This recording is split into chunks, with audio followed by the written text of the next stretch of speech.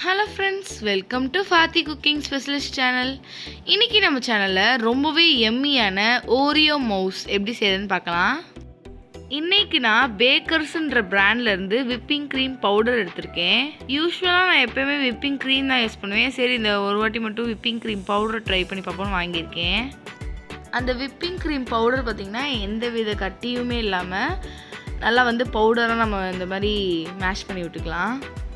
அந்த இன்ஸ்ட்ரக்ஷன்ஸில் கொடுத்துருக்க மெஷர்மெண்ட் படி பார்த்தா நம்ம இந்த விப்பிங் க்ரீம் பேக்கெட்டுக்கு ஃபுல்லாகவே 2 கப் அளவு சில்டு மில்க் ஊற்றணும் அப்படின்னு சொல்லி கொடுத்துருக்காங்க. ஃபஸ்ட்டு அந்த எலக்ட்ரிக் பீட்டரை ஆன் பண்ணாமல் ரெண்டத்தையும் நல்லா மிக்ஸ் பண்ணிவிட்டு அப்புறம் மீடியம் ஸ்பீடில் வச்சு நல்லா பிளெண்ட் பண்ணி எடுத்துக்கலாம்.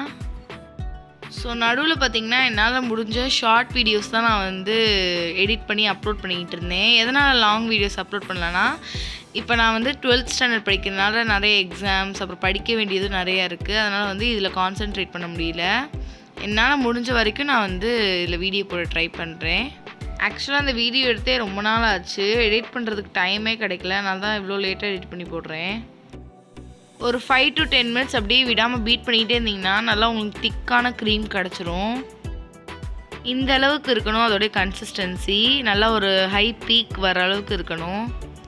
இப்போ நம்ம கொஞ்சம் கொஞ்சமாக பவுடர் சுகர் ஆட் பண்ணி மிக்ஸ் பண்ண போகிறோம். ஆக்சுவலாக அந்த விப்பிங் க்ரீம் பவுடர்லேயே சுகர் கண்டென்ட் இருக்கும். அதனால் நீங்கள் டேஸ்ட்டுக்கு ஏற்ற மாதிரி அளந்து போட்டுக்கோங்க.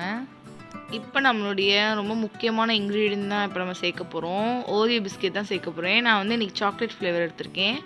ஒரு 3 பிஸ்கெட் மட்டும் டெக்கரேஷன்ஸ்க்காக வச்சுருக்கேன். மற்ற பிஸ்கெட்லாம் நல்லா க்ரஷ் பண்ணி எடுத்துப்போம் இந்த விப்பிங் க்ரீம்குள்ளே சேர்க்கறதுக்காக. இப்போ நம்ம ஓரியோ பிஸ்கெட்டையும் விப்பிங் க்ரீமையும் நல்லா பீட் பண்ணி எடுத்துக்கலாம். அவ்வளோதான், நம்மளுடைய ஓரியோவும் சூப்பராக ரெடி ஆயிடுச்சு. இப்போ நான் இது அசம்பிள் பண்ணுறதுக்காக ஒரு பைப்பிங் பேக்கில் ஃபில் பண்ணிக்கிறேன். ஃபில் பண்ணிவிட்டு அதை ஒரு பவுலில் இல்லைனா கப்பில் ட்ரான்ஸ்ஃபர் பண்ணிக்கோங்க. நான் ஒரு கப்பில் ட்ரான்ஸ்ஃபர் பண்ணிக்கிறேன்.